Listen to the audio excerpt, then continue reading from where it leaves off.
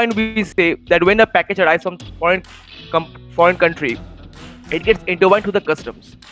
Now, if the package is not being rescued from there, it stays in the custom and it remains undelivered.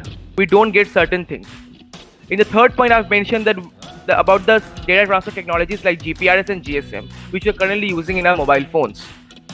Although these technologies are being used in automobiles like Ola, Uber, which are using daily, these are not being totally utilized in the e-commerce sector.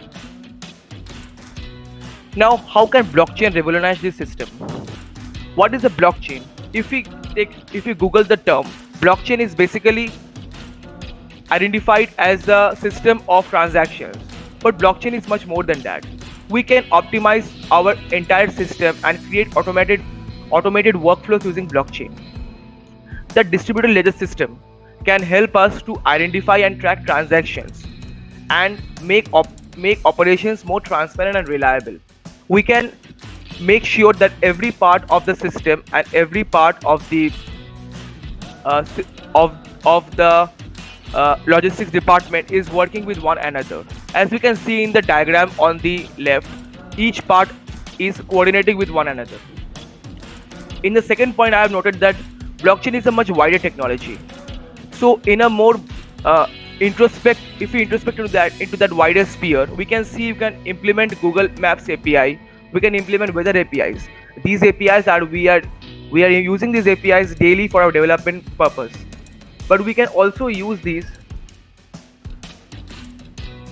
But we can use these also to implement into the blockchain and create a triggered action rule so that these the data provided by them can be used for making a congestion prediction model.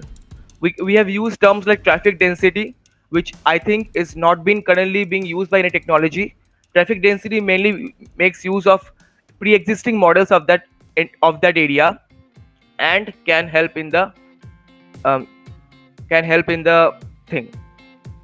Now we come to business network based on data sharing. When we are exploring into a new market, like Suzuki did for India. Suzuki, when they came to India, they tied up with Maruti.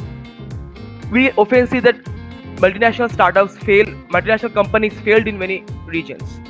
Like KFC failed in Israel and Chevrolet failed in India.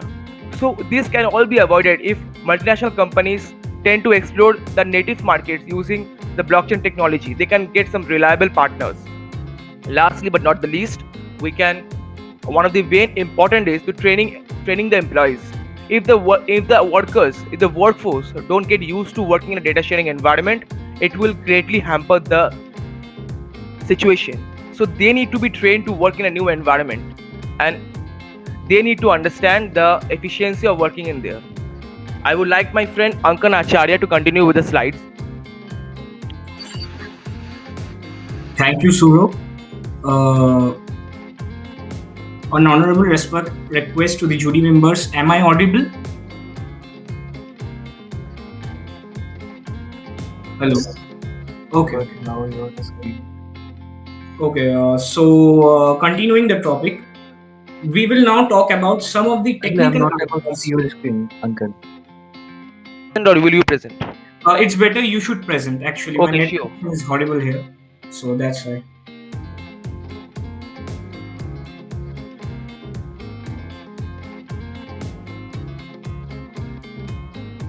Okay. Yeah.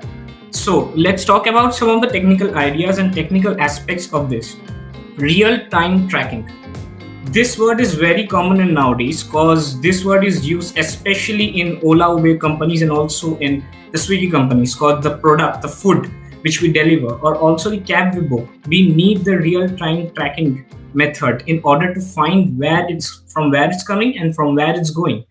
So, in this project, we are going to use this concept as a real-time tracking device uses GPS and logistic data sets to determine the current location of the package at a given time. The parcel will be scanned and assigned to a certain vehicle, which will be continuously monitored and tracked for 24/7 so that we can slightly restrict the delay because in nowadays our country is going through a lot, so that's why whenever we ordered some important products, sometimes it happens that it got delayed. but and where they are keeping the product, because sometimes we order some expensive products, most of us order. So for that reason we use the real-time tracking and GPS logistic data sets in order to find where particularly our product will be present. Now, moving to the next, talking during the peak seasons, the company can pre-buy items like wholesale type of thing. The company can keep those items, those most important items. Suppose we can say that four important items like the mobile phones, the clothing equipments, household equipments, and other things which we can add. This four will be stocked in some of the warehouse stored using the logistics hubs. That will save time actually, because I'm living in a particular district, so sometimes the product which I order most of the time are imported from abroad. So due to that reason we can already pick up those products and place it in a warehouse so that the delivery time will be very less. That's the reason we will use it. This technology is being implemented in food delivery companies and rental cab services. Obviously, such improvements are yet to be brought in the large-scale industries, especially the product-giving companies like Amazon and Flipkart. Because we already know that in every particular app, there's a feature, there's a three-step process. It's manufactured, shipped, and delivered, but we never see the real-time tracking of the product, where it's going, whether it's safe or not. So that's why we required the RTT process. So can you move to the next? Thank you. Now, coming to the conclusion and future scope of this product, our case study shows the real-time tracking in logistics system way and service for the retailers. While most of the technical issues can be solved overnight, it will profit both the delivery retailers also and also the product, means the high MNCs also, product giving companies, because this will create a bond of trust between both of them, which is fairly well, as because if the trust is good, then the business will grow more further, and that's how we can go to a development. Because in this era in our India, which is an underdeveloping country, well, not underdeveloping, sorry, developing country. So for that reason, we require a lot of these types of features of companies where we can gain the trust of both the delivery boys, the deliverer or retailers, and also the product based people, which is for MNCs. So that's the conclusion of the feature. Now I would like to conclude my overview and मौज कर दी वाह बेटे वाह अरे वाह शेर वो तुम तो for giving us the opportunity to present अरे our तुम तो ideas. बड़े हैवी ड्राइवर हो भाई